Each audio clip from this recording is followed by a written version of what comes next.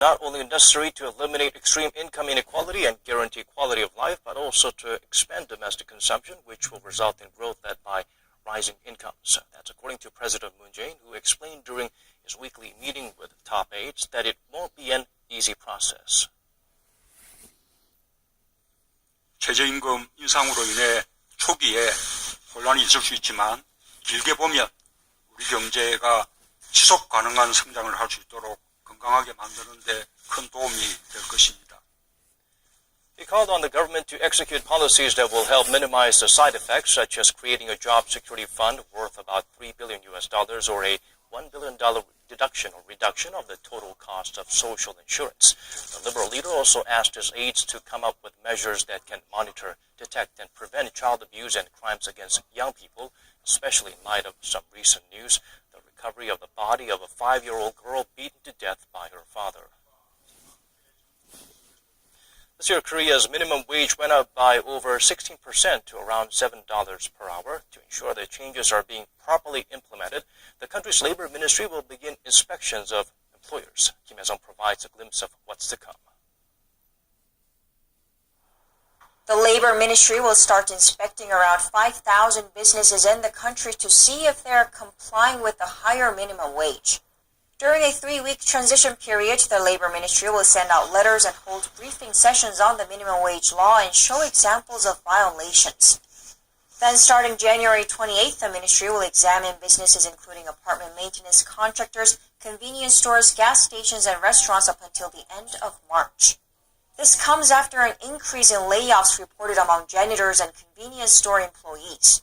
The ministry will check whether businesses have raised minimum wages to over 7,531 or about $7 an hour, and whether they unilaterally change their wage systems or cut working hours to skirt the law. To violators, the ministry will give corrective orders. Employers that do not follow the corrective orders will face up to 3 years in prison or a fine up to $18,800. The Labor Ministry said the inspection is to help the minimum wage hike go smoothly. Starting in 2018, the minimum wage in Korea has gone up by 16%, marking the biggest jump in 2 decades as the Moon administration seeks to shift the economy away from its export dependence to an income-led economy. Kim Hye-sung, Arirang News. There is a growing need to bring order to the virtual currency craze, especially in Korea, the world's third largest market, with more than 1 million people believed to own at least some Bitcoin. Won Jong-han sheds light on what's being done by local authorities in response to fears of a bubble popping. Korean financial authorities started a 4-day probe on Monday into 6 major local banks over virtual accounts related to cryptocurrency exchanges. The Financial Intelligence Unit and the Financial Supervisory Service have jointly launched inspections into virtual accounts of local banks in order to curb speculation and crack down on money laundering. These 6 lenders are Uri Kungmin Shinhan Nongyup and Industrial Bank of Korea and Korea Development Bank. At a press briefing in Seoul on Monday afternoon, Choi Jong-gu, chair of the Financial Services Commission, explained the background of the joint investigation. Since virtual currency transactions are made through virtual accounts, there's a growing concern that banks which are supposed to prevent the circulation of illegal funds are in fact encouraging them. Authorities will be looking at whether the 6 institutions carried out their obligations to prevent money laundering in managing virtual accounts. They also aim to reduce fund inflows into cryptocurrency exchanges or shut down exchanges that have loopholes in their systems.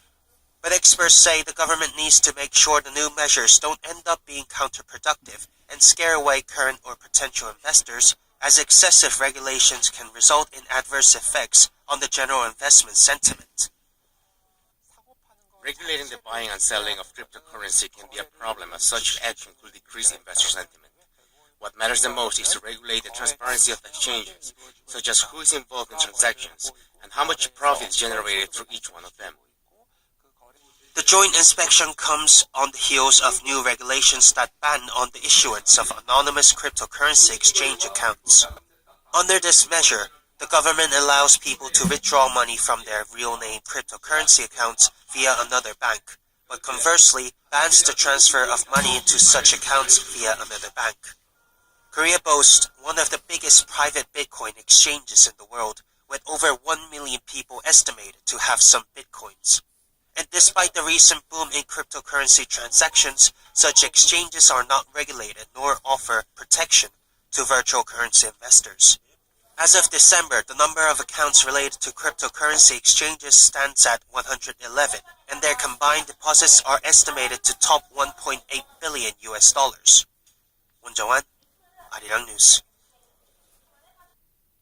The Seoul Central District Prosecutor's Office has filed for a temporary asset freeze and a seizure of Park Geun-hye's assets if the former president is convicted of bribery involving the nation's top intel agency. If the court grants the request, the disgraced leader will be forbidden from making transactions involving her bank savings or property, including sales, transfers, or leasing property until the end of the trial for the bribery case. Park is already on trial for 18 charges in connection with the corruption scandal that led to her becoming the first democratically elected president to be impeached in the nation's history. Her assets are estimated to be around 3.73 billion won, or $3.5 million as of the end of 2016. The world's largest home appliance and IT exhibition opens this week. Local tech firms are eager to showcase their latest items that can bring lifestyle changes. Kim Ji-yeon shows us what to expect in Vegas. Korean tech giants Samsung Electronics and LG Electronics say they'll present artificial intelligence and Internet of Things-based products and services at the upcoming Consumer Electronics Show 2018, held in Las Vegas starting Tuesday under the slogan, The Future of Smart Cities. Samsung Electronics says its voice assistant and AI platform Bixby will be incorporated in its TVs, enabling them to learn from their owners' patterns. The new TVs will also feature SmartThings, Samsung's IoT platform hub to enable a syncing with other devices, as well as a universal guide which recommends TV programs and content according to user preferences. Meanwhile, LG Electronics is to unveil new editions of premium TVs, including the OLED TV Thin Q and the Super Ultra HD TV Thin Q. They'll be equipped with Google's AI-enabled Google Assistant, as well as Deep Thin Q, LG's answer to Samsung's Bixby. Deep Thin Q will be able to provide features such as enabling users to operate TVs with only their voice or connecting to other home appliances powered by IoT technologies. LG also unveiled its new smart refrigerator featuring a camera and Amazon's Alexa, which responds to voice commands. The two companies will also unveil a new line of home robots, as well as technologies incorporated into autonomous or electric vehicles. Kim Ji-yeon, Arirang News. Staying in the tech realm, LG Electronics revealed its fourth quarter profits. The figures are in the black, but slightly below expectations. Park Hye-jun breaks down the digits for us. South Korean tech giant LG Electronics has revealed its estimated fourth quarter earnings for 2017. According to the company's regulatory filing, its operating profit reached $343 million, while its revenues reached $15.8 billion for the October-December period last year. While it succeeded at making a profit, the figures fell below the forecast of $421 million. This is largely due to the underperformance of the mobile business. LG Electronics' mobile business is presumed to have seen quarterly losses of over $187 million in the fourth quarter, despite launching the premium V30 smartphones and Q smartphones. But the company has been seeing strong sales in its home appliance and TV sectors. In addition to OLED display televisions, washing machines and vacuum cleaners have been performing well in the market.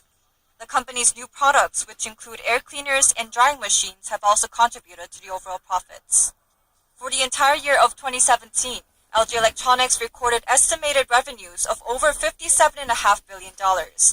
It's the largest total annual revenue the company has posted and the first time it has surpassed the $56 billion mark in its history. And in terms of operating profit, LG earned $2.2 billion, the second best performance recorded by the company. Park Hye-jun, Arirang News. The Hwacheon-Sancheon Festival is back. The coldest place in the nation during winter heats up as visitors flock to take part in a variety of exciting and fun events, including catching trout with your bare hands. Kim Woo-kyun takes us